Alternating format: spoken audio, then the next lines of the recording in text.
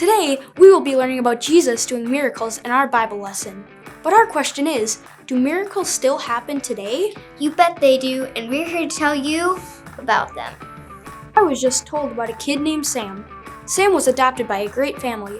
As we all know, adoption takes a lot of money. Let me read to you what happened.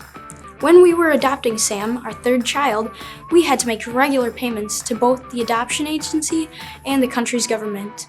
These payments were anywhere from $500 to $2,500. Most of these payments were made with our savings, but as months passed and our savings dwindled, we had to really rely on God that He would provide the money. A payment of $2,500 was due, and we did not have the money in our bank account. As a family, we prayed and asked the Lord to provide the money we needed. After praying, we checked our bank account one more time to see what we had.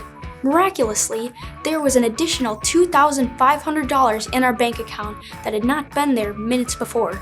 The Lord had provided. It was a miracle. Sam is now adopted and a forever part of our family. That's amazing! Listen to this one from one of our missionaries. Before we could open our business and move to town far away that didn't know about God, we needed the approval of 4 government offices. We had been told by many people and government officials not to try what we were wanting to do. We trusted God and applied to start our business and move. We applied to the first office, then the second, then the third. Slowly, each gave us permission to start our business and move to this town. The 4th government office was the most influential of all offices, and if they denied our requests, we would not be able to start our business or move there. We put our final applications to the 4th office and waited and prayed. Several months later, we received a phone call from our top government official and said, "You shouldn't start a business or move to this town, but I don't know why. I'm going to grant you the visas that you need to start your business and move." That government official maybe doesn't know why he granted us permission, but we do. It was a miracle. Because of this miracle, people can begin to learn about Jesus. That's amazing! God can even move the heart of a government official.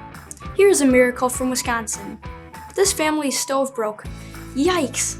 Not good, no stove, no hot food. Finances were tight, and they did not know how they would fix or afford a new stove. One of the boys in the family said, "Just pray, Mom. The oven will be fine." The family prayed, and the boy said, "God's going to do it. He makes miracles." Within one day, 2 new stoves were offered to them. That's a miracle. That's how God answers prayers.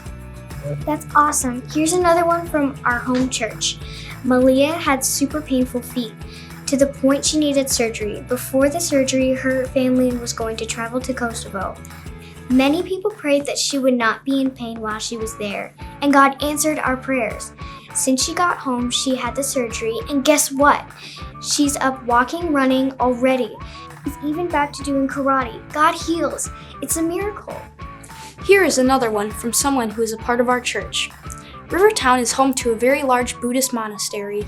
The majority of doors and windows throughout the town have gold mantras attached to them. People place these mantras throughout their homes to serve as protection and luck. When we rented our apartment, there is one of these mantras on the inside of our new front door. We tried to pull it off the door, but it felt like it was attached with super glue, and we could not get it off. Our family had to run to a different city to pick up a few things. During the 2 weeks we were away, we asked that God's presence would fill our new home, leaving no room for the enemy. Upon our arrival back, we opened the door to find the mantra on the ground. He undoubtedly removed what we could not. His power is great. That's a miracle. Listen to this. Discoveryland Global was training in Peru. A woman traveled from the jungle for days to get to the training. When she arrived, she listened carefully and took notes. At the end of the conference, her name was entered into a door prize along with many other names. To her surprise, she won a jumbo box of crayons. As she walked up to get her prize, she told us her church was very poor and she taught Sunday school to many children in the jungle.